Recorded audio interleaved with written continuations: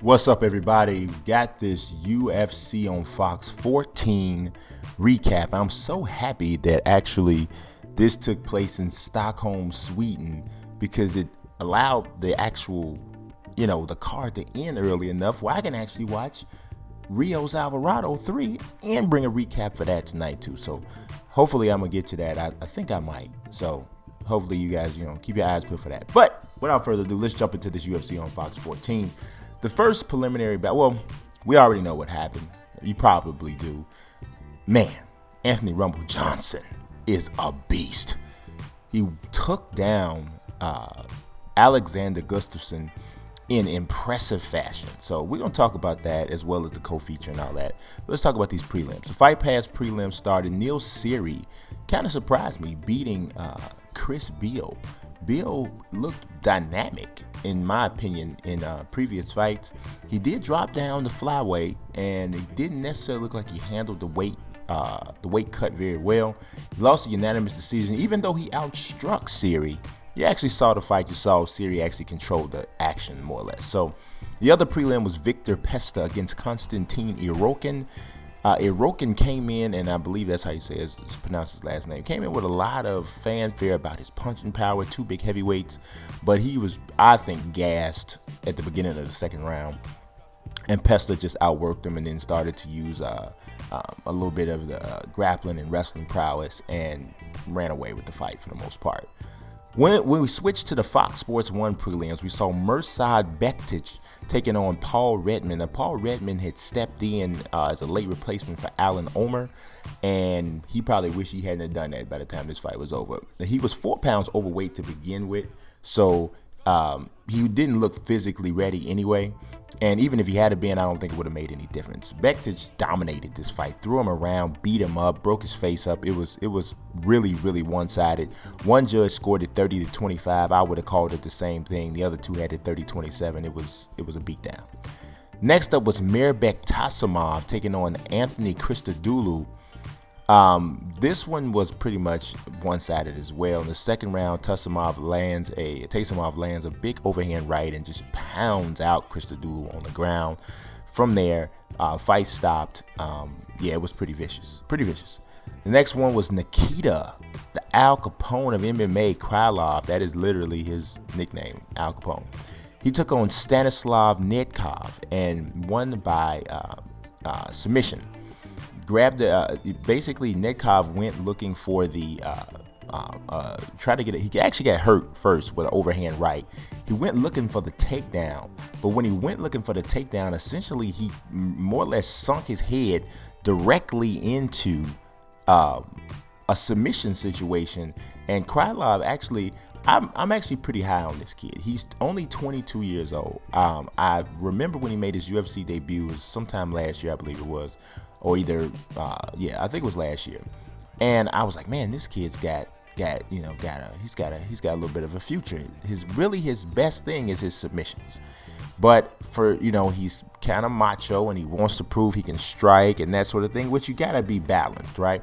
But I felt like he was getting away from what his specialty really is, and I think that is submission and grappling. So starting to get back to that a little bit. Certainly got back to it tonight. Started off with the striking, but ultimately finished his man off with the submission. So that was a pretty impressive victory for him. You got to watch him now. He's only 22 years old, still fighting at light heavyweight. So there's a chance that I think that once his body fills out, he could ultimately be fighting at heavyweight. Even after the fight, he was talking about, man, at least I go and get a chance to go get something to eat. So I don't know. We'll see if he stays at light heavy. The next one was crazy. Andy Ogle against Makwan Amirkhani. 8 seconds is all this one took. Makwan Amirkhani charges across the octagon, lands a flying knee, then lands a well-placed uppercut. Andy Ogle was out, right? Joe Rogan said that he thought it was a premature stoppage. I don't know what he was looking at. Proof of this is Andy Ogle, when the fight stopped, he didn't realize it was stopped. He's going for a double leg takedown on the referee. When you try to tackle the referee, pretty much that means you don't have all your faculties. That's just a guess that I'm making. So I'm not sure what Joe Rogan waits for. somebody's eye to fall out or something. I don't know, but that was not a premature stoppage. It was what it was supposed to be. The next fight was Kenny Robertson against Sultan Aliyev, I believe. I can't remember how to pronounce his name. Kenny Robertson been working on his hands. He mentioned that. He basically countered a spinning back kick with a perfect left hook right on the chin. Knocked his guy. Well, he wasn't out cold yet, but he went straight down. And Kenny Robertson pounces, landed 1 or 2 shots that really didn't matter. Fight was over, first round KO. The last prelim was Nico Musoke, I think is how you pronounce his name. He's actually was from Sweden, against Albert Tumanov. Now, when you first saw this fight early on, you would say Musoke was going to dominate this bout, landing hard leg kicks to the body. And Tumanov was just taking his shots. On both sides, he was bruised up, was showing flesh wound or flesh blemishes on both sides of his body. So I'm thinking, and even Joe Rogan and Goldberg are saying, man, he can't keep taking these. And I'm thinking the same thing. But I was also noticing that it wasn't slowing him down. So he kept coming, throwing combination 1-2s right after the kick. So he's catching and shooting with the combinations. So I'm noticing that. And ultimately, I started to see that Musoke didn't have a plan B. It was like, I'm going to throw these leg kicks, and you're going to go away. And when he didn't go away, Musoke found himself in trouble. And Tumanov really just took over the second and third rounds and won this fight really pretty easily, 29-28 on all 3 cards. Flipping it over to the main card, Akira Kurosani, representing Sweden. Just a hint here, now that we're in the main card. None of the Swedish fighters won. Crazy. In the hometown, none of them won. Takes on Sam Sicilia. Sam Sicilia is the type of dude, he's like all or nothing. That's just pretty much it. He's all or nothing. He gonna knock you out or he gonna get stopped, or usually by submissions. This night, he knocks out Kurosani with a perfect overhand right, knocks him out cold. It was nothing that needed to happen after he landed that first shot. Knocks him out cold. But the thing about Sam Sicilia is that he has never, ever won consecutive fights in the UFC. Look up his record. You look through it. Never won. He's been alternating wins since 2013. Alternating wins and losses since 2013. And he's never won back-to-back fights. So you're not gonna make much headway that way unless you Mark Hunt in the heavyweight division, because heavyweight's just so thin they kind of let Mark Hunt get elevated, even though he hadn't really strung much together. At any rate, the next one was Phil Davis taking on Ryan Bader. Now this fight, to me, in my personal opinion, this one had snooze fest written all over it. Just from the very beginning, it had snooze fest written all over it. Because when you have 2 wrestlers, straight wrestlers like these 2 guys going at it, neither of these guys, Ryan Bader has big power, but I wouldn't call him a good striker. He has big power, but he's not really a skilled striker.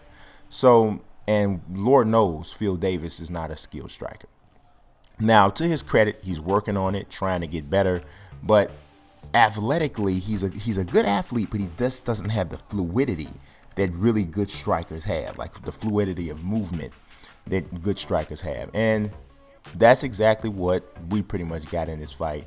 I had picked Bader to win because I just felt that he would be a little better on his feet.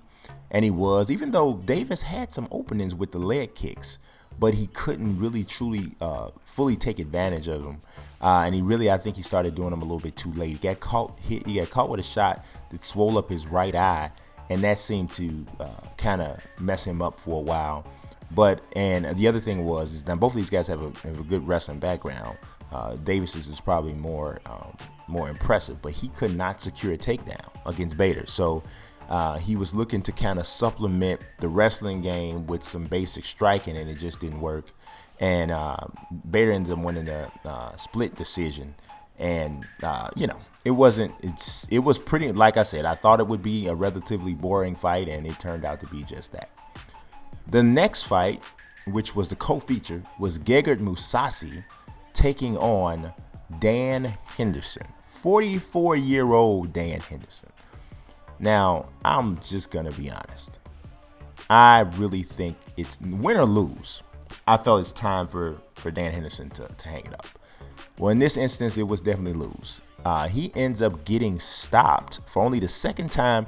Now he's been submitted before, but he'd only been stopped one other time, and that was by Vitor Belfort on a leg kick. And people think what they think about Belfort and TRT and all of that sort of thing. So against Mousasi, now Mousasi has a kickboxing background, but he's not known as like a devastating striker. He's more like a well-balanced kind of a guy, right? Well, he lands an overhand right on the temple, on the top of the head of Henderson. Henderson goes down like a heap and falls against the cage. And now prior to that, he just got like popped in the eye. I don't know if it was a poke or whatever, but he was bleeding over his, I think it was left eye. So that caused a weird little stoppage for a second, but they got right back to the action, and Gergert lands the shot.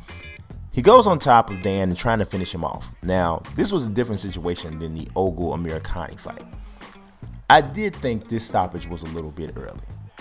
Now, is there a doubt in my mind Mousasi still wins this fight, still damages Henderson and all of that and lets him take more shots? There's no doubt in my mind that happens. But just watching it on pure straight action, I thought it was slightly premature. Henderson didn't look nearly as hurt as Ogle was. And I don't believe in necessarily saying, oh, well, this is Dan Henderson, he's tough. You can't really officiate a fight like that. You can't referee a fight like that. It's got to be, hey, if this happens to any fighter, I'm going to stop it. And just even going on that type of generic type of a look at it, I thought this was a little bit of an early stoppage. I don't mind it that much because I always say you do err in the way of caution. And on top of that, like I said, Mousasi was going to win this fight either way. So let's talk about this main event. Alexander the Mauler Gustafsson against Anthony Rumble Johnson. I thought that Gustafsson was going to win. I was a little nervous, so I wasn't like, if this was a confidence pool, I wouldn't have put all my points on this. But I really just, I don't know. I thought Gustafsson was going to have too much of a very diversified fighting game for Anthony Rumble Johnson. But boy, was I wrong. Johnson imposed his will from the beginning of the fight. It only went one round, didn't even last the entire first round. The first time he really landed a clean shot on Gustafsson, he hurt him. It was after an eye poke. Gustafsson had poked him in the eye. I'm saying literally 3 to 5 seconds after they touched gloves, after the accidental eye poke, Johnson drops him with a right hand. Bam! Jumps on top of him. Never let Gustafsson get his wherewithal. But the cool thing of it was he wasn't wild. Johnson wasn't wild. He was systematically and very calmly applying this pressure and pounding. Now, I will say this. The referee in this particular fight, he was really trying to give Gustafsson a chance to recover. Because Gustafsson he could have stopped this fight probably a good 15 to 20 seconds before he did. Now, if you know, that might not sound like a long time, but in a fight, 15 to 20 seconds is an eternity. He could have stopped this fight about 15 to 20 seconds before he did, and he didn't. It was like he was trying to allow Gustafsson to get up, but I just think Gustafsson was that hurt. And I also feel that he was really feeling the strength and intimidated. I think he was feeling the strength from Rumble, and I really think he was intimidated. Not before the fight, but it's something about, you get in the ring or you get in the octagon with somebody and they swing, and even if they miss or if they land, and you feel that strength. And that strength feels like it's on a whole nother level. And I feel like that's kind of what happened with Rumble. Gustafsson wasn't ready. Wasn't ready for that type of power. And no matter how long that referee waited to try to give him an opportunity to get up, he just couldn't do it. He couldn't get him off his back, and he forced him to stop the fight. Rumble is now set up to take on John Bones Jones. He calls him out at the end of the fight. It was pretty much set in stone. He was going to fight him anyway. The winner of this fight was going to get him. We was all thinking about this rematch with Gustafsson Jones, but Rumble says, no, I got this. And he was respectful. He said, you told Jones to get well, acknowledging the problems that he's going through, but he wants him. And man, I mean, stylistically, you would look and say, hey, Jones is, got all this, he has so many facets to his game. He's so good at all this and so good at, but this guy hits. This guy hits. So Jones is going to have to keep him off of his chin. because this guy has the kind of power that if he hits you, your toughness may not matter because you gonna go. So it's gonna be an interesting fight. Then of course you mix in the whole thing of Jones coming back from rehab and all that. So it's really gonna be interesting. It was a pretty entertaining UFC on Fox 14 card. That's my recap. Like I said, as I'm recording this recap right now, Brandon Rios is walking to the ring. So I'm going to probably be doing a recap for this too. So you guys stay tuned for that. Hopefully, if I can't do it, it's going to be simply about some time situation. So hopefully I can. But I appreciate you guys watching, listening, however you want to look at this. Peace.